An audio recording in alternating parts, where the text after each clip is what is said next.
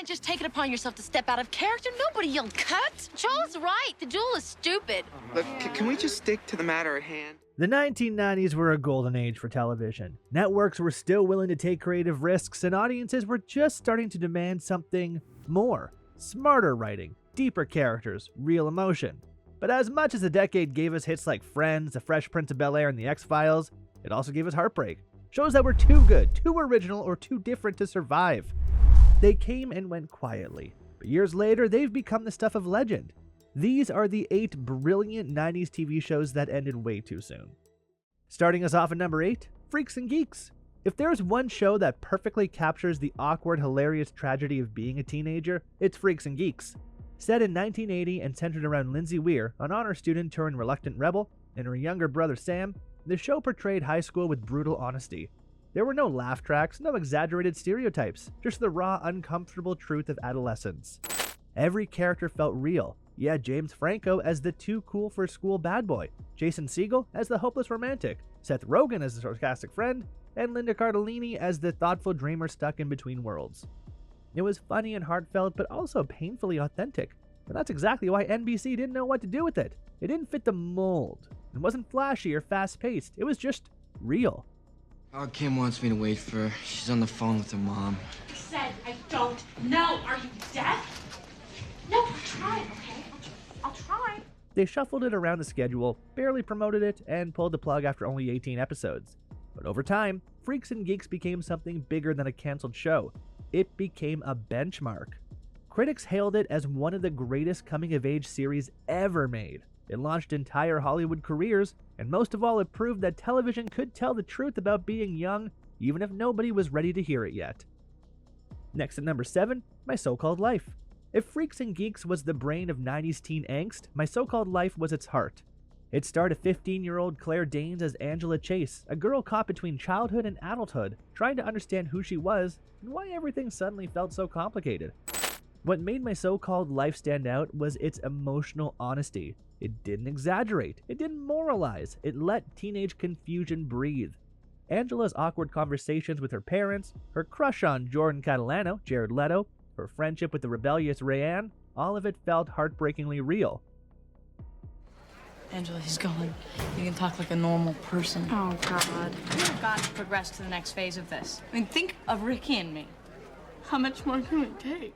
It was one of the first shows to treat teenagers as actual people, with complex emotions, not punchlines or stereotypes. But that subtlety cost it. Ratings were low, the network panicked, and ABC canceled it after just one season, 19 episodes of near perfection. Even so, its legacy is undeniable. My So-Called Life became a touchstone for every teen drama that followed, from Dawson's Creek to Euphoria. It wasn't designed to be timeless, but somehow it still is. Number 6, The Adventures of Briscoe County Jr. Some shows are ahead of their time. The Adventures of Briscoe County Jr. was ahead of several. Bruce Campbell played Briscoe, a wisecracking bounty hunter chasing both outlaws and mysterious alien technology across the Old West. It was a western, a comedy, a sci-fi adventure, and a love letter to Saturday matinee serials all rolled into one. The hex key! It fits the ivory handle of your gun, Briscoe! The dialogue was sharp, the tone playful, and Campbell's charisma carried every scene. But it didn't fit anywhere on Fox's lineup. Western fans thought it was too weird, and sci-fi fans didn't want cowboys. After one dazzling season, it was gone. Still, Briscoe County Jr. earned a devoted cult following. Fans appreciated its humor, creativity, and the way it mixed genres before anyone else was doing it. In many ways, it was the spiritual ancestor to Firefly. It's proof that sometimes the best ideas don't fail, they just arrive too early. Number 5 brings us Quantum Leap.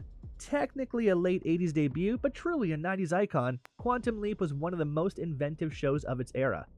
Scott Bakula starred as Dr. Sam Beckett, a scientist who became trapped in time, leaping into other people's lives to fix what once went wrong. Each episode dropped him into a completely new world, a pilot, a boxer, a single mother, even a rock singer, while his cigar-chomping holographic sidekick Al, Dean Stockwell, guided him along. See that time in the bunker. She said she'd sell her soul for a Pulitzer.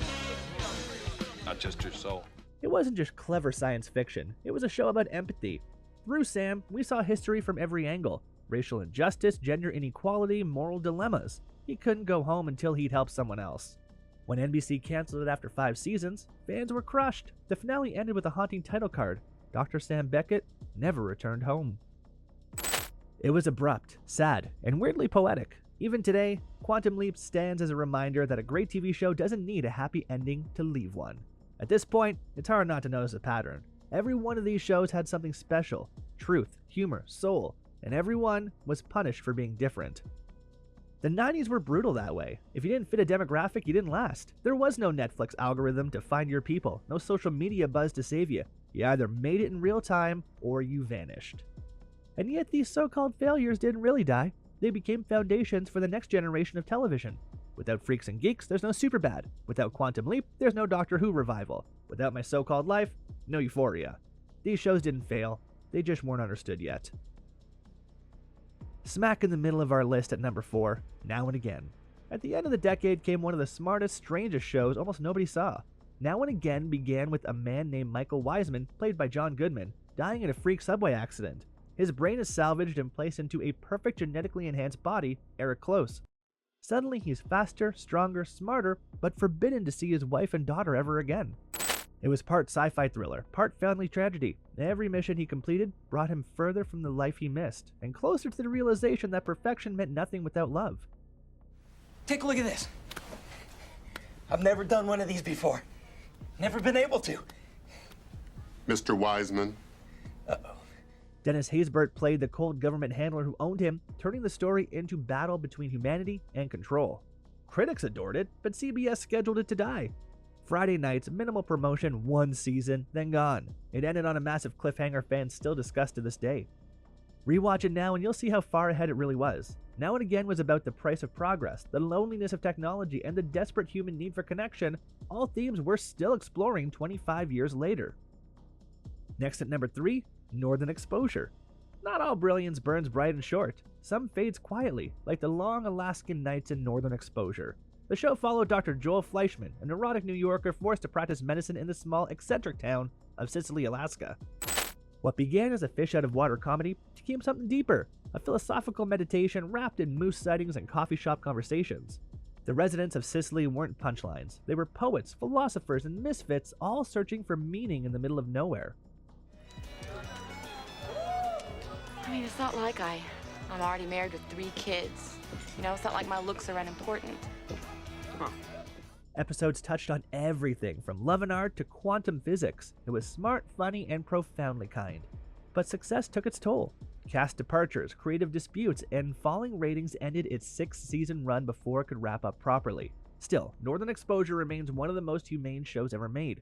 Proof that television could be both thoughtful and comforting at the same time. Our runner-up at number 2, Twin Peaks. When Twin Peaks premiered, nothing like it had ever been on television. David Lynch and Mark Frost created a small town that looked normal on the surface: coffee, donuts, friendly neighbors. But underneath, it pulsed with darkness. The murder of Laura Palmer became a doorway into dreams, nightmares, and things far stranger than death itself. Audiences were mesmerized. For a while, it was a pop culture phenomenon, but network executives, uncomfortable with the show's ambiguity, pushed Lynch to solve the central mystery too soon. Once he did, viewers drifted, and ABC pulled the plug midway through season 2. The finale remains one of the most haunting in TV history. Agent Cooper, trapped in the Black Lodge, staring into a mirror as his reflection smiles back, possessed by evil. It was shocking, maddening, unforgettable, and it changed television forever. Without Twin Peaks, there's no X-Files, no Lost, no Stranger Things. It proved that TV could be cinematic, surreal, and unsettling, that weirdness could be beautiful. Even canceled, it lived on in whispers, shaping a generation of creators who grew up wanting to make something that strange, that emotional, that brave. And our number 1 brilliant but gone 90s show, Sports Night. Before The West Wing made Aaron Sorkin a household name, there was Sports Night, a fast, funny, and deeply human dramedy about the people behind a fictional nightly sports show. At first glance, it looked like just another workplace comedy, but it wasn't. Sports Night was about ambition, burnout, friendship, and the constant push to do something meaningful in a world that often rewards the opposite. Peter Krause and Josh Charles starred as Casey and Dan, co-anchors trying to balance their on-air chemistry with personal struggles off-screen. Felicity Huffman played their producer, and Robert Guillaume brought quiet authority as their boss. It was smart, sometimes too smart for its time. Talking about the butler on the soap? Yeah, they spun him off onto his own show. It's not Bentley? Benson. The guy's name was Benson. No, that's not it. The dialogue snapped like lightning, the pacing was relentless, and beneath all the jokes was something achingly sincere. Critics adored it, calling it one of the best written shows on television. But ABC didn't know what to make of it. Was it a comedy? A drama? Both? Executives pressured Sorkin to include a laugh track. He fought it, they insisted, and audiences were confused. After 2 short seasons, Sports Night was gone. But in those 45 episodes, Sorkin found his rhythm, the same style that would power The West Wing, The Newsroom, and Studio 60. In hindsight, Sports Night wasn't just a show about sports. It was a show about trying, about doing something you care about, even when no one's paying attention.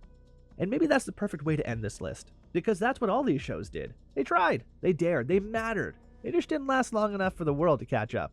When you look back at all these stories together, you start to see a pattern. The 1990s weren't just about big laughs and catchy theme songs. They were about experimentation, risk, and storytelling that meant something. Shows like Freaks and Geeks, Twin Peaks, Sports Night, they challenged the system and redefined what TV could be. Every one of them ended too soon. But maybe that's why we still talk about them. Because the best stories, the ones that hit hardest, aren't the ones that last forever. They're the ones that stay with you. So here's to the shows that burned bright, crashed early, and never truly disappeared. If you enjoyed this countdown, hit like and subscribe to keep the nostalgia rolling. And let us know in the comments which 90s show you wish had gotten one more season. Because the only thing better than reliving great TV is remembering the ones we lost too soon.